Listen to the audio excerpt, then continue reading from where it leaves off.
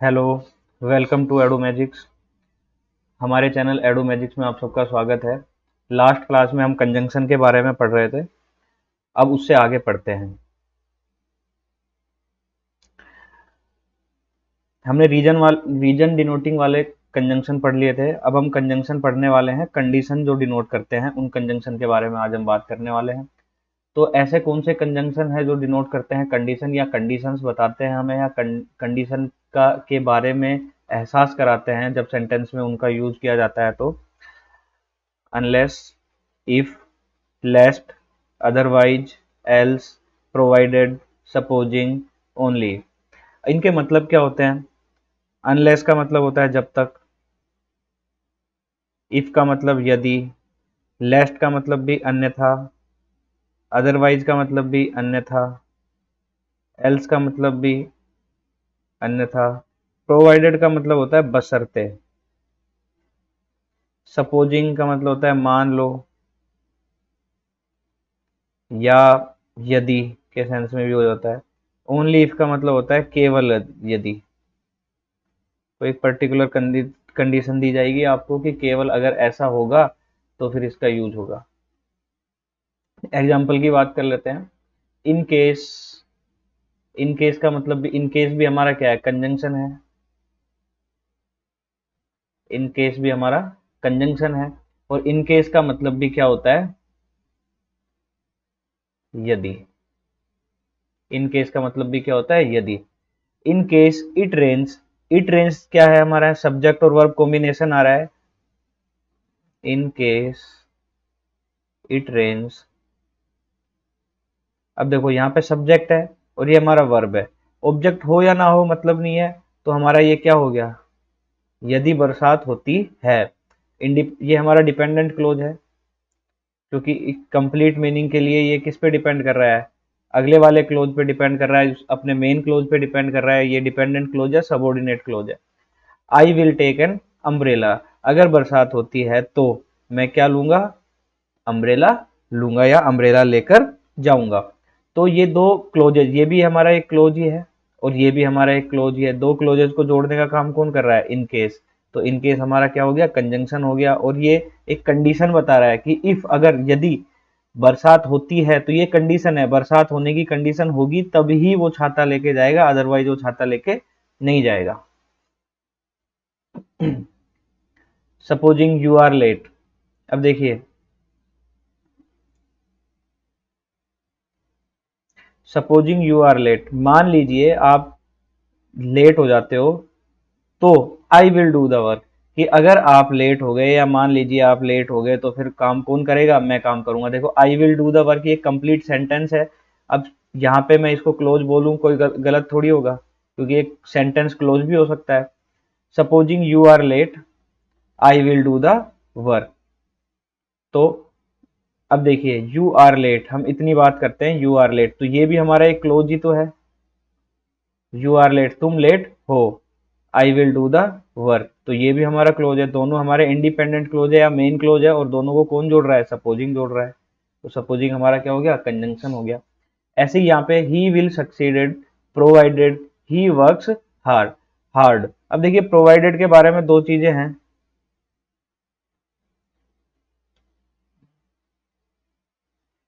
Provided एक conjunction भी है और एक प्रीपोजिशन भी है।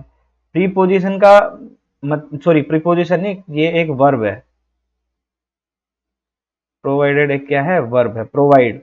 ठीक है, ये प्रीपोजिशन नहीं है, ये क्या है? एक वर्ब है।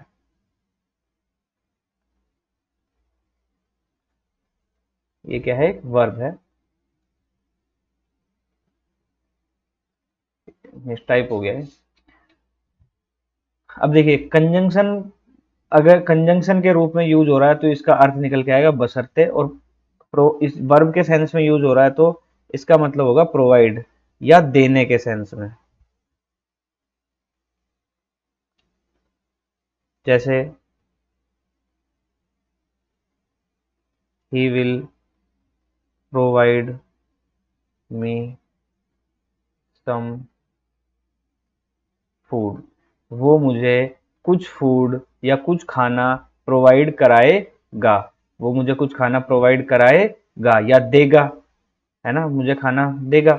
तो यहाँ पे ये किसके साथ में यूज हो रहा है, हेल्पिंग वर्ब के साथ यूज हो रहा है, तो मतलब ये हमारा क्या है, ये वर्ब है प्रोवाइड। लेकिन अगर अब जैसे यहाँ पे he has provided, he has provided me some food, अगर ऐसे आए तो यहाँ भी प्रोवाइडेड आ गया। अब यहाँ हम कंफ्यूज हो जाएंगे कि ये प्रोवाइडेड और ये प्रोवाइडेड, इन दोनों में क्या डिफरेंस है। देखो यहाँ पे अगर हम ही विल, पहली बात तो ये एक पूरा कोई क्लोज है नहीं, और उसके बाद में क्या आ रहा है, हमारा ऑब्जेक्ट आ रहा है या हमारा प्रोनाउन आ रहा है। क्या कोई भी कंजंक्शन ऐसा है, अगर मैं इसको एक बार के लिए क्लोज मान भी लूं या फ्रेज मान लूं इसको या कुछ भी मान लूं, तो क्या वो ऑब्जेक्ट तो नहीं है, ये ऑब्जेक्ट तो नहीं है। तो क्या हमारा कंजंक्शन एक क्लोज को एक ऑब्जेक्ट के साथ कनेक्ट करेगा, क्या नहीं। कंजंक्शन एक बहुत ही वफादार टॉपिक है जो हमेशा दो सेम चीजों को जोड़ता है, जैसा कि मैं आपको पहले बता चुका हूं। अब प्रोवाइडेड अगर कंजंक्शन के रूप में यूज हो रहा है तो उसका सेंस क्या आएगा, उसका सेंस आएगा बशर्ते, उसका सेंस क्या आएगा, बशर्ते। जैसे यहाँ पे एग्जाम्पल जो आया हुआ है, he will succeed provided he works hard. अब तो प्रोवाइडेड का मतलब भी यही है, बशर्ते या यदि वो सक्सीड होगा या वो सफल होगा, बशर्ते वो कठिन मेहनत करे या कड़ी मेहनत करे। यहां देखिए आप, ये प्रोवाइडेड है, ये कंजंक्शन का काम कर रहा है, क्योंकि ही वर्क्स हार्ड ये हमारा एक क्लोज है, और यहाँ पे जो ही विल सक्सीड ये भी हमारा क्या है, एक क्लोज है। वो प्रॉपरली लेस्ट यू शुड फॉल, कि ध्यान से चलो या प्रॉपरली चलो, लेस्ट अन्यथा या अदरवाइज, या अन्यथा, ये सेंस होता है इसका लेस्ट का, अन्यथा यू शुड फॉल, तुम गिर जाओगे, या तुम गिर जाओगे। तो लेस्ट का मतलब भी हमें समझ में, कंडीशन आ गई ना कि सही से चलो, अगर तुम सही से चलोगे तो नहीं गिरोगे, लेकिन अगर तुम सही से नहीं गिरे अदरवाइज, एक कॉन्ट्रेरी कॉन्ट्रास्टिव सेंस आ रहा है इसका, कि अगर तुम नहीं चले सही से तो तुम क्या हो जाओगे, गिर जाओगे। I will have to fill the form tomorrow, fill the form tomorrow else I will not be allowed to take the exam, कि मुझे फॉर्म को कल तक भरना है, else अन्यथा मैं एग्जाम देने के लिए, मुझे एग्जाम देने के लिए अलाउ नहीं किया जाएगा, या मैं एग्जाम देने के लिए अलाउ नहीं हो पाऊंगा, ऐसा सेंस निकलेगा इससे।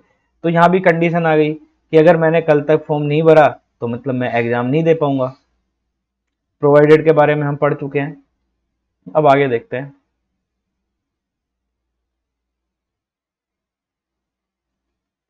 अब हम बात कर लेते हैं कंडीशनल कंजंक्शन में अनलेस और अनटिल के बारे में। देखो अनलेस और अनटिल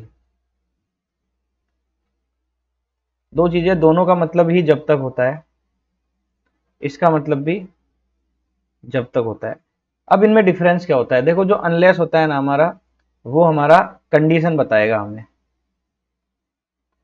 अनलेस हमें क्या बताएगा, कंडीशन, जबकि जो अनटिल है वो हमें टाइम डिनोट करेगा, या टाइम से जुड़ी हुई चीजों में हम अनटिल का यूज करेंगे, और जहां हमारी कंडीशन आ रही होगी वहां हम किसका यूज करेंगे, वहां हम किसका यूज करेंगे, अनलेस का, वहां हम यूज करेंगे किसका, अनलेस का।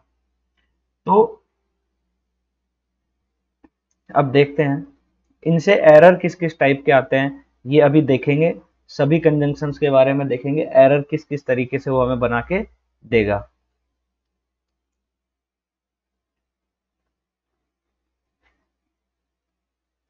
देखिए अभी मैंने आपको बताया अनलेस क्या बताता है हमें, कंडीशन डिनोट करता है,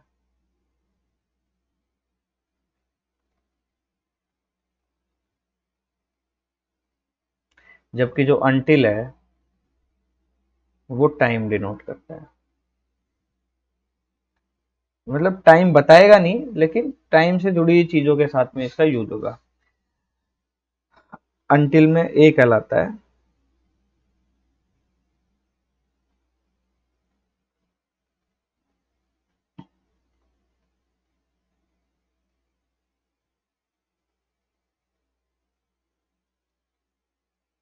अंटिल में ये कहलाता है। देखिए अंटिल क्या डिनोट करता है, टाइम। अब अंटिल ना एक प्रीपोजिशन भी है और अंटिल एक कंजंक्शन भी है।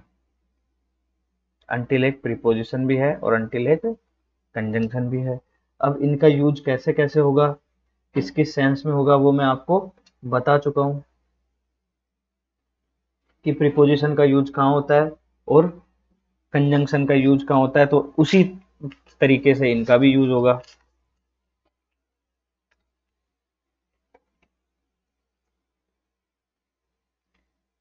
देखिए एक एग्जाम्पल लेते हैं, I will wait until Monday, I will wait until he comes. अब देखिए बात, मैं अंटिल मंडे, मंडे क्या है, हमारा ऑब्जेक्ट है या हमारी नाउन है, और नाउन किसके बाद आएगी, प्रीपोजिशन के बाद आएगी, या प्रीपोजिशन अपने बाद में क्या लेगा, ऑब्जेक्ट लेगा। तो यहाँ का जो अंटिल है वो हमारा क्या है, वो प्रीपोजिशन है।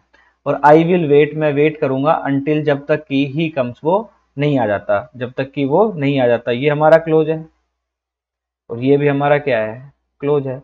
तो दोनों क्लोजेज को जोड़ने का काम कौन करेगा, कंजंक्शन। ये बात क्लियर हुई, ठीक है। और अनलेस जो है ना, अनलेस वो हमें हमेशा कंजंक्शन में होगा। अब अनटिल और अनलेस एसएससी का फेवरेट टॉपिक है, इससे हमेशा सवाल मिलेंगे आपको। अब देखिए ये आपको एरर किस तरीके से देगा, अब ये आपको एरर देगा, I will wait until unless Monday. अब अगर आपका क्लियर है कि जो हम ये पर्टिकुलर सेंटेंस है, यहाँ फिल इन द ब्लैंक्स में इस सेंटेंस की डिमांड है कि इसको क्या चाहिए, प्रीपोजिशन चाहिए, और अगर आपका कॉन्सेप्ट क्लियर है कि अनलेस तो कंजंक्शन होता है और अंटिल है जो प्रीपोजिशन की जगह पे आ सकता है, तो आप यहाँ पे अंटिल टिक करके आ जाओगे या अंटिल को फिल करके आओगे। लेकिन अगर आपके कॉन्सेप्ट क्लियर नहीं है तो आप अनलेस भी फिल कर सकते हो और यहाँ पे आपसे गलती हो सकती है। तो आपको ये चीज ध्यान रखनी है कि किस जगह पे यूज करना है, उसके अकॉर्डिंग हम यूज करेंगे। दूसरी चीज होती है नेगेटिव वर्ड्स, अंटिल और अनलेस के साथ अंटिल और अनलेस के साथ नोट का यूज नहीं होता। उसके पीछे रीजन ये है कि अंटिल और अनलेस अपने आप में ही एक नेगेटिव मीनिंग लिए हुए हैं, अपने आप में एक नेगेटिव मीनिंग लिए हुए हैं दोनों, और उसके साथ अगर नोट का यूज हम करेंगे तो हमारा सेंटेंस सुपरफ्लुअस हो जाएगा। तो यहाँ पे इनके साथ नोट का यूज नहीं किया जाएगा। अब एसएससी ऐसे क्वेश्चंस देगा कि आपको अंटिल या अनलेस के साथ नोट का यूज करके क्वेश्चन देगा, जैसे I don't no,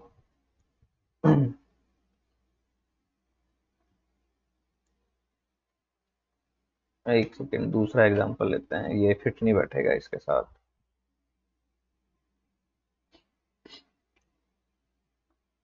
I won't wait until he comes, ये एग्जांपल ले लेते हैं। मैं तब तक वेट नहीं करूंगा जब तक कि वो नहीं आ जाता, या I won't go until he. अब देखो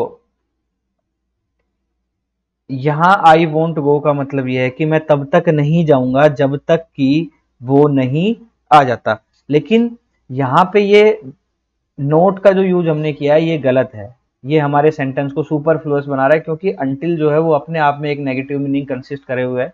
तो अंटिल के साथ नोट का यूज नहीं होगा, इसका एक एकदम जो सही स्ट्रक्चर होगा सेंटेंस का वो होगा, I will go until he comes.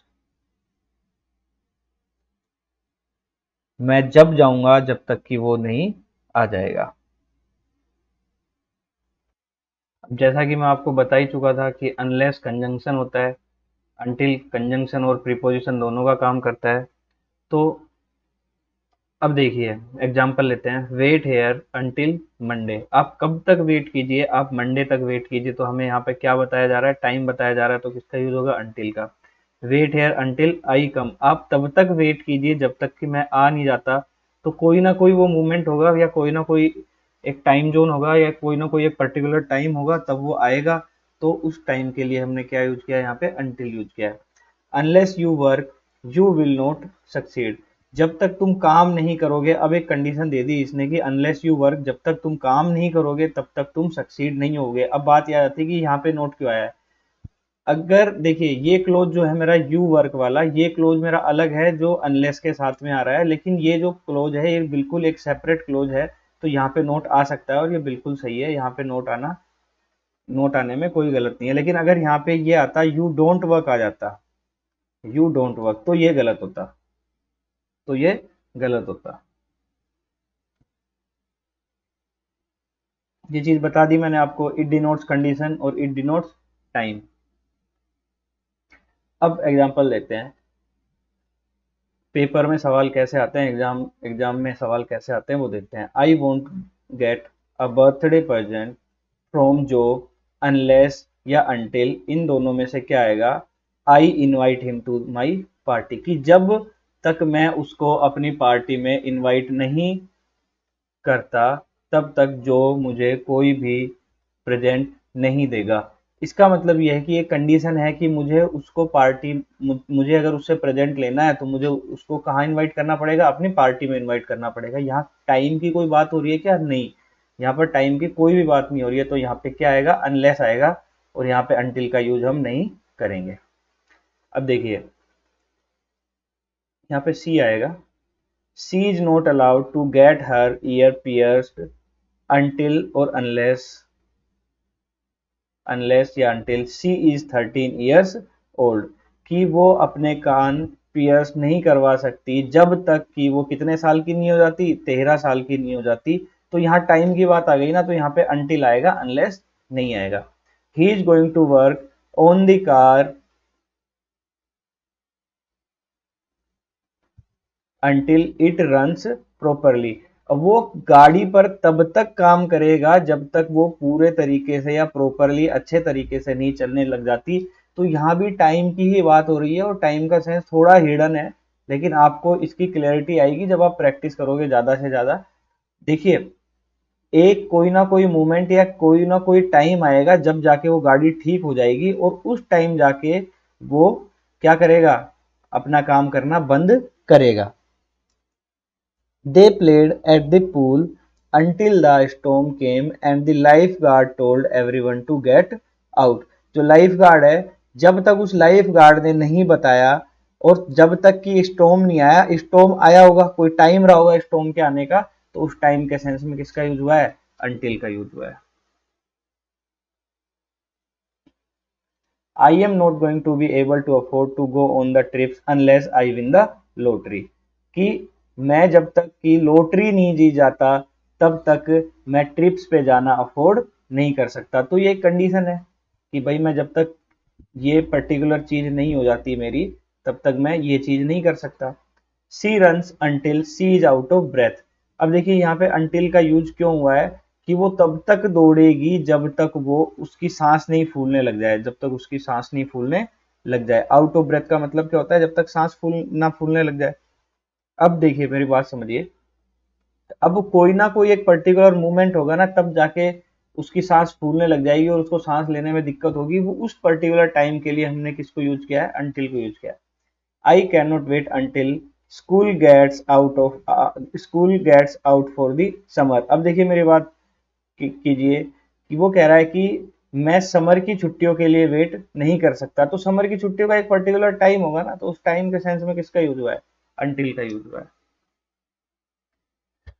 Thank you. आज का सेशन थोड़ा छोटा रखते हैं क्योंकि नेक्स्ट जो टॉपिक होने वाले हैं वो थोड़े लंबे होने वाले हैं, तो उनको शुरू करने के लिए फिर पूरा प्रॉपर टाइम चाहिए। तो आज हमने देखा कंडीशनल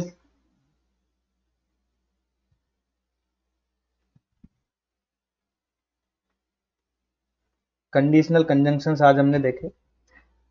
अब आगे कंडीशनल कंजंक्शन को ही और थोड़ा बढ़ाएंगे और उनके साथ में अलग अलग जो सेपरेटली अलग से कंजंक्शन हो गया, जैसे दैट हो गया, सो हो गया, इस तरीके के जो कंजंक्शन है उनके बारे में भी पढ़ेंगे, थोड़ा अच्छे से डिटेल में पढ़ेंगे।